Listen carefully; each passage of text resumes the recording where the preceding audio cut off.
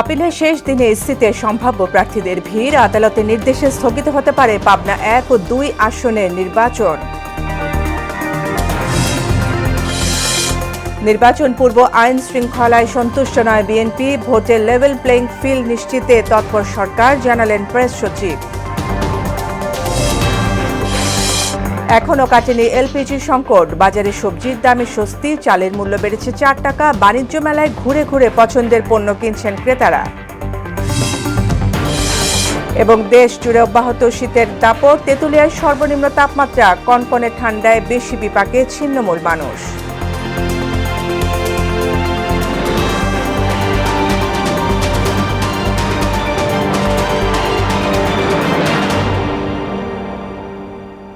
আসসালামু আলাইকুম, স্বাগত মোহনা সংবাদে। এতক্ষণ শুনছিলেন শিরোনাম, পুরো সংবাদে সঙ্গে আছি ফারজানা ইয়াসমিন। নির্বাচন কার্যক্রম স্থগিত হতে পারে পাবনা 1 ও 2 আসনে। সংসদীয় সীমানা সংক্রান্ত রিটের পক্ষে সুপ্রিম কোর্টের আপিল বিভাগের রায়ে এই সম্ভাবনা তৈরি হয়েছে। তবে এ বিষয়ে এখনও সিদ্ধান্ত হয়নি বলে জানিয়েছে নির্বাচন কমিশন। এদিকে নির্বাচনে প্রার্থিতা নিয়ে আপিল আবেদনের শেষ দিনে ভিড় দেখা যায় নির্বাচন ভবনে। আরও জানাচ্ছেন MR আসাদ। নির্বাচন কমিশন সংসদীয় আসনের সীমানা চূড়ান্ত করার পরও সংক্ষুব্ধ অনেকেই উচ্চ আদালতে রিট করেন। এমনই একটি রিটের রায়ে পাবনা 1 ও 2 আসনের নির্বাচন কার্যক্রম স্থগিত রাখতে আদেশ দেন আপিল বিভাগ। তবে নির্বাচন কমিশন এ বিষয়ে এখনও সিদ্ধান্ত জানায়নি। এ বিষয়ে কোনো নির্দেশনা যায়নি পাবনা জেলা রিটার্নিং কর্মকর্তার কাছে। এদিকে আপিলের শেষ দিনে সম্ভাব্য প্রার্থীদের উপস্থিতি ছিল চোখে পড়ার মতো। পক্ষপাতের অভিযোগ থাকলেও নিজেদের ভুলের কথাও স্বীকার করছেন আবেদনকারীরা। আমরা যারা স্বতন্ত্র প্রার্থী হয়েছি, আমাদের প্রত্যেকের বিষয়ে দেখলাম, ম্যাক্সিমাম এখানে আসার পর দেখলাম যে 1% বিষয়টা নিয়ে এসে তারা আমাদেরকে বাতিল করে দিয়েছে। যেই মামলাগুলি আওয়ামী লীগের আমলে হয়েছে এবং আবার এ সরকার এসে উড্র করেছে, সেগুলো উল্লেখ করতে হবে, এটা আমাদের ধারণায় ছিল না। সেই জন্য আমরা মনে করছি এটা খারিজ হয়ে গেছে, মানে আর উল্লেখ করতে হবে না। ওইটাই রিটার্নিং অফিসার দেখেছেন না, ওগুলো উল্লেখ করতে হবে। সেই জন্য আপনাদেরটা স্থগিত, আপনারা আপিল বিভাগে যে সেখান থেকে ঠিক করে নিয়ে আসেন। তারা যখন প্রত্যেকের বাসায় গিয়েছে, বিনা নোটিশে যখন গিয়েছে, তখন তারা পুলিশ দেখে তারা আতঙ্কিত হয়েছে এবং ওই আতঙ্কের ফলশ্রুতিতে তারা বলেছে যে না, আমরা সমর্থন দিইনি। তো এই কারণ দেখিয়ে যে জেলা প্রশাসক ছিল, রিটার্নিং অফিসার, উনি আমার মনোনয়ন বাতিল করেন। ভুল ত্রুটি আমলে নিয়ে ন্যায় বিচার পাওয়ার প্রত্যাশা আবেদনকারীদের। চলতি মাসের 10 তারিখ থেকে শুরু হবে আবেদনের শুনানি। MR আসাদ, মোহনা সংবাদ, ঢাকা। মানুষ নির্বাচনের অপেক্ষা করলেও আইন শৃঙ্খলা পরিস্থিতি সন্তোষজনক নয় বলে মন্তব্য করেছেন বিএনপি মহাসচিব মির্জা ফখরুল ইসলাম আলমগীর। সকালে ঠাকুরগাঁওয়ে নিজ বাসভবনে স্থানীয় নেতাদের সঙ্গে মতবিনিময়কালে আইন শৃঙ্খলা পরিস্থিতি নিয়ে এই উদ্বেগ জানান তিনি। বিএনপির ভারপ্রাপ্ত চেয়ারম্যান তারেক রহমানের উত্তরবঙ্গ সফরে পিছিয়ে পড়া অঞ্চলকে অগ্রাধিকার দেওয়া হবে বলে উল্লেখ করেন মির্জা ফখরুল। জানান, ছাত্র সংসদগুলোতে ভোটের ফলাফল জাতীয় নির্বাচনে প্রভাব ফেলবে না। বিশ্ববিদ্যালয়ের নির্বাচন, এটা আপনার জাতীয় নির্বাচনে কখনোই কোনোদিনই আপনার কোনো প্রভাব ফেলেনি। আমরা আশা করি এবারে সেভাবে কোনো প্রভাব ফেলবে না। দেশের মানুষ তো অপেক্ষা করছে নির্বাচনের জন্য, কিন্তু আইন শৃঙ্খলা পরিস্থিতি যা দাঁড়িয়েছে সেটাতে আমি আপনার খুব সন্তুষ্ট হতে পারছি না। রোববার উত্তরবঙ্গ সফরে সিরাজগঞ্জে বেগম খালেদা জিয়ার জন্য আয়োজিত দোয়া ও মিলাদ মাহফিলে যোগ দেবেন তারেক রহমান। তাকে স্বাগত জানাতে যমুনা সেতু থেকে বগুড়া পর্যন্ত রাস্তার দুধারে সংবর্ধনার প্রস্তুতি নিচ্ছে সিরাজগঞ্জ জেলা বিএনপি। সোহেল রানার প্রতিবেদন, জানাচ্ছেন আফরিন পপি। দীর্ঘ 17 বছর পর দেশে ফিরেছেন বিএনপির ভারপ্রাপ্ত চেয়ারম্যান তারেক রহমান। দেশে ফেরার পর প্রথমবারের মতো উত্তরবঙ্গ সফরে যাচ্ছেন তিনি। যাত্রাপথে সিরাজগঞ্জ সদর উপজেলার কালিয়া হরিপুর ইউনিয়নের বিসিক শিল্প পার্কে বেগম খালেদা জিয়ার রুহের মাগফিরাত কামনায় আয়োজন করা দোয়া মাহফিলে অংশ নেবেন তারেক রহমান। দলের ভারপ্রাপ্ত চেয়ারম্যানের আগমন উপলক্ষে আনন্দিত ও উচ্ছ্বসিত সিরাজগঞ্জের নেতাকর্মীরা। বরণে ইতোমধ্যেই নানা প্রস্তুতি গ্রহণ করা হয়েছে। স্থানীয় বিএনপি নেতারা বলছেন, যমুনা সেতু পার হওয়ার পর তারেক রহমানকে স্বাগত জানিয়ে বিসিক শিল্প পার্কে নেওয়া হবে। দোয়া মাহফিল শেষে তিনি বগুড়ার উদ্দেশ্যে রওনা দিবেন। এ সময় মহাসড়কের দুপাশে প্রতিটি উপজেলার হাজার হাজার নেতাকর্মী তাকে স্বাগত জানাবেন। আমাদের সিরাজগঞ্জে তারেক রহমান আসতেছে, আমরা সিরাজগঞ্জবাসী আনন্দিত এবং গর্বিত। উনি যখন ঢাকায় আসছিল সেই দিনই তো সিরাজগঞ্জের লোক 3 দিন আগের থেকেই ঢাকার মাটিতে পা রাখছে। ইউনিয়ন বিএনপির নেতৃত্বের সাথে উপজেলা বিএনপির সাথে সমন্বয় করে আমরা এই সম্বর্ধনা ব্যবস্থা সর্বোচ্চ করার চেষ্টা করব। উনি আমাদের মাঝে উপস্থিত থাকবেন, সেই উপলক্ষে আমরা যেমন একদিকে শোকাহত তেমনি আমরা অন্যদিকে আনন্দিত। শুধু দলীয় নেতাকর্মী নয়, সাধারণ মানুষের মধ্যেও ব্যাপক উৎসাহ তৈরি হয়েছে বলে জানান জেলা বিএনপির সাধারণ সম্পাদক। সকল দলীয় অঙ্গ সংগঠনের নেতাকর্মীরা আছে, তাদের সঙ্গে আমরা আলোচনা করেছি কিভাবে এটাকে সার্থক করা যায়। প্রত্যেকেই তাদের কার্যক্রম শুরু করছে এবং সেখানে ইনশাল্লাহ প্রচুর জনগণ এবং দলের নেতাকর্মীরা উপস্থিত থাকবেন। আর বিএনপির স্থায়ী কমিটির সদস্য ইকবাল হাসান মাহমুদ টুকু বলেন, বেগম জিয়ার দোয়া মাহফিলের দাওয়াতে তারেক রহমান উপস্থিত থাকার সম্মতি দেওয়ায় বিএনপির পক্ষ থেকে সকল প্রস্তুতি সম্পূর্ণ করা হচ্ছে। আমরা সিরাজগঞ্জ থেকে ম্যাডামের জন্য গণ দোয়ার আয়োজন করেছি। সেইখানে আমরা তারেক রহমান স্যারকে দাওয়াত করছি যে আপনি উপস্থিত থেকে এই দোয়া অনুষ্ঠানটা পরিচালনা করে যাবেন। উনি রাজি হয়েছেন, উনি আসবেন। বগুড়া যাবার পথে যমুনা থেকে সিরাজগঞ্জের শেষ সীমানা চান্দাইকোনা পর্যন্ত হাজার হাজার মানুষ তাকে স্বাগত জানাবেন বলেও জানান তিনি। আফরিন পপি, মোহনা সংবাদ। খালেদা জিয়া দেশের সার্বভৌমত্বের জন্য লড়াই করেছেন বলে মন্তব্য করলেন বিএনপির স্থায়ী কমিটির সদস্য নজরুল ইসলাম খান। দুপুরে জিয়া উদ্যানে আলোকচিত্র প্রদর্শনীর উদ্বোধন শেষে কথা বলেন তিনি। এছাড়া সমাধিতে শ্রদ্ধা জানান বাংলাদেশ জাতীয়তাবাদী সাংবাদিক ফোরাম। এতে উপস্থিত ছিলেন বিএনপির প্রান্তিক জনশক্তি উন্নয়ন বিষয়ক সম্পাদক এম.এ. মালেক। আরও জানাচ্ছেন রাজীব আহমেদ। জিয়া উদ্যানে খালেদা জিয়ার কর্মময় জীবন নিয়ে 2 দিনব্যাপী আলোকচিত্র প্রদর্শনীর আয়োজন করে Bogura media and cultural society. এর উদ্বোধন করেন বিএনপির স্থায়ী কমিটির সদস্য নজরুল ইসলাম খান। এ সময় তিনি বলেন, বেগম জিয়ার সংগ্রামী জীবন এক প্রদর্শনীতে ধারণ সম্ভব না।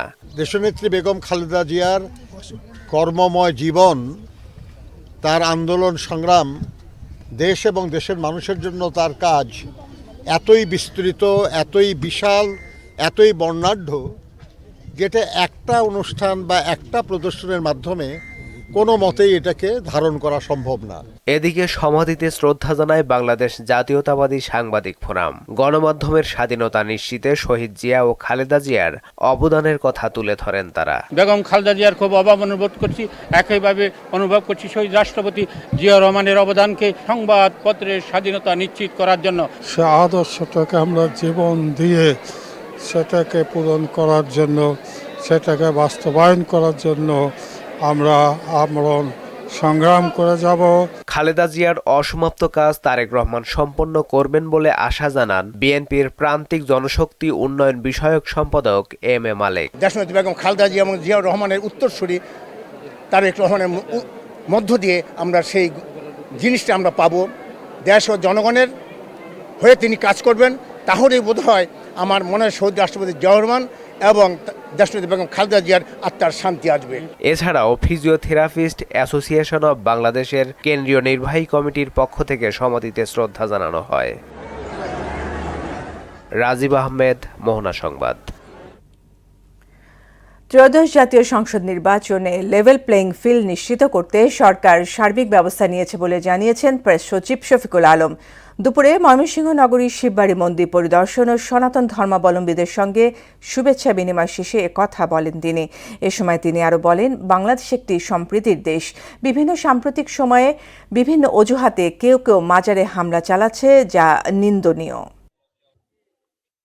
নির্বাচনের আগে আমরা লেভেল প্লেইং ফিল্ড করার জন্য সব যা যা করণীয় সবই করা হচ্ছে, আর কোনো ধরনের পক্ষপাতিত্ব কারো প্রতি করা হয়নি। জানুয়ারির ঠিক এই সময়েই কালুসার মাজারে কিছু লোক হামলা করেছিল, হামলা করে এটা যথেষ্ট ক্ষয়ক্ষতি করেছে, জামা ওইটার ভাঙচুর করেছে।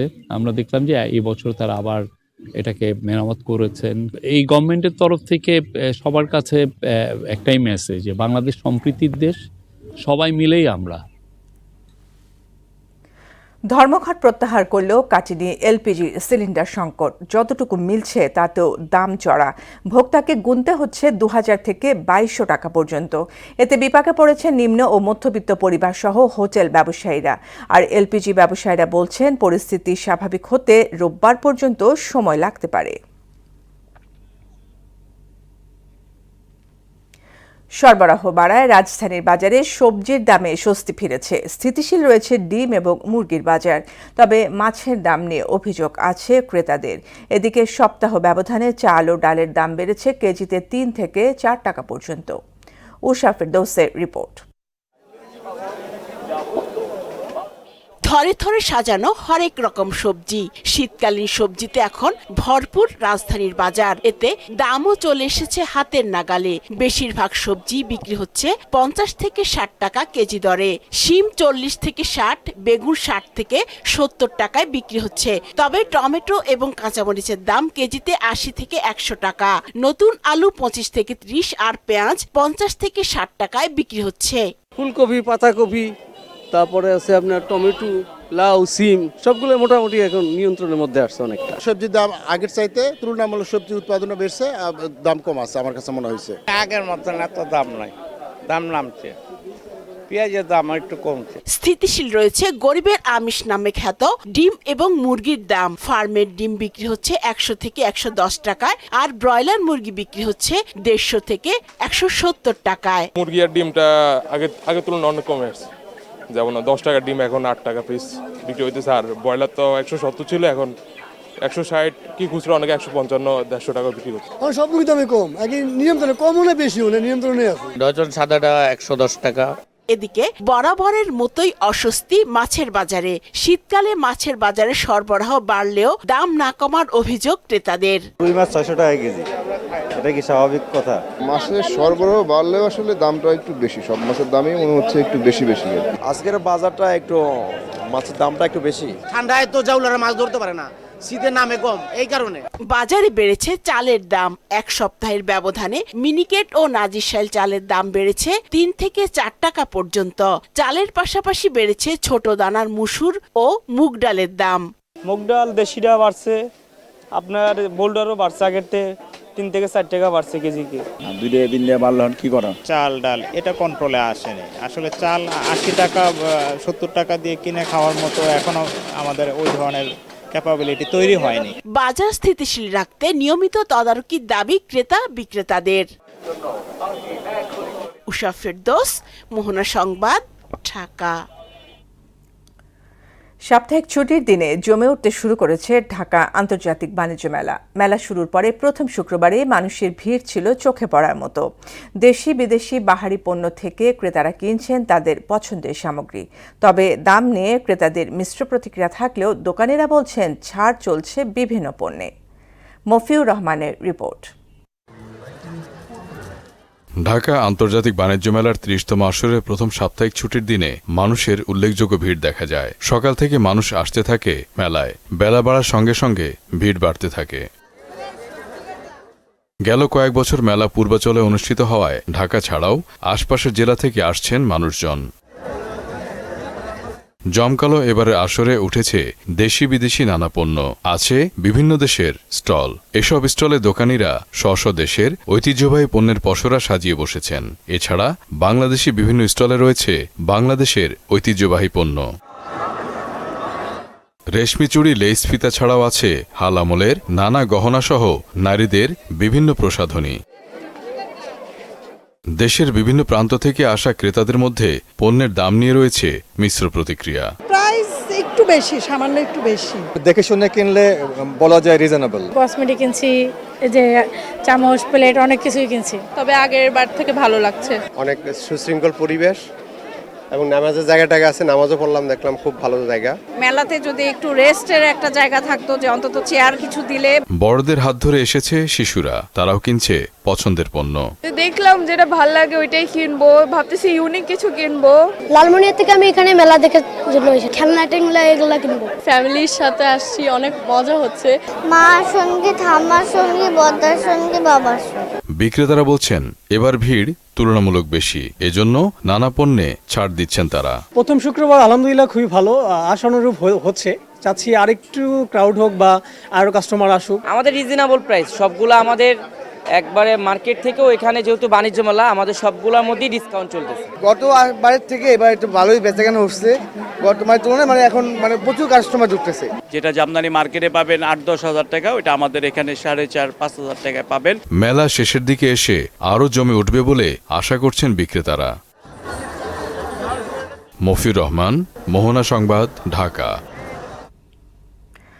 রাজধানী সহ দেশের বিভিন্ন অঞ্চলে বেড়েছে শীতের দাপট। ঘন কুয়াশা আর উত্তরের হিমেল হাওয়ায় পঞ্চগড়ে বিপর্যস্ত জনজীবন। ভোরে তেঁতুলিয়ায় চলতি মৌসুমের সর্বনিম্ন তাপমাত্রার রেকর্ড করা হয় ৬.৯ ডিগ্রি সেলসিয়াস। তীব্র শীতে সবচেয়ে বেশি দুর্ভোগে পড়েছেন দিনমজুর, যানবাহন চালক, শিশু ও বয়স্করা। নদীর অববাহিকা উত্তরাঞ্চলের বিস্তীর্ণ এলাকায় অনেক জায়গায় সূর্যের দেখা মিলছে দেরিতে। শীতজনিত রোগের প্রকোপও বৃদ্ধি পেয়েছে। এদিকে চলতি মাসে আরও কয়েকটি শৈত্যপ্রবাহের আভাস দিয়েছে আবহাওয়া অফিস। শেষ করব মোহনা সংবাদ, যাবার আগে শিরোনামগুলো আরও একবার।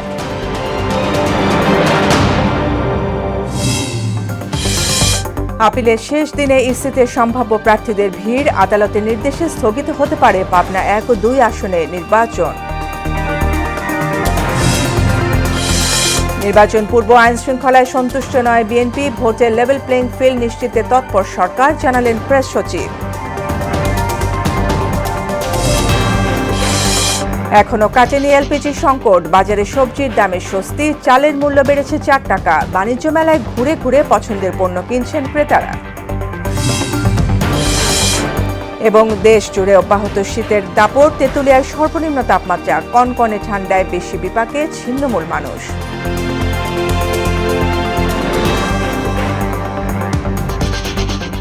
এই ছিল মোহনা সংবাদে। পরবর্তী সংবাদ রাত ১২টায়। মোহনার সবশেষ খবর জানতে ভিজিট করুন www.mohana.tv। সংবাদ দেখতে পারেন ফেসবুক, ইউটিউবেও। এতক্ষণ সঙ্গে থাকার জন্য ধন্যবাদ সবাইকে।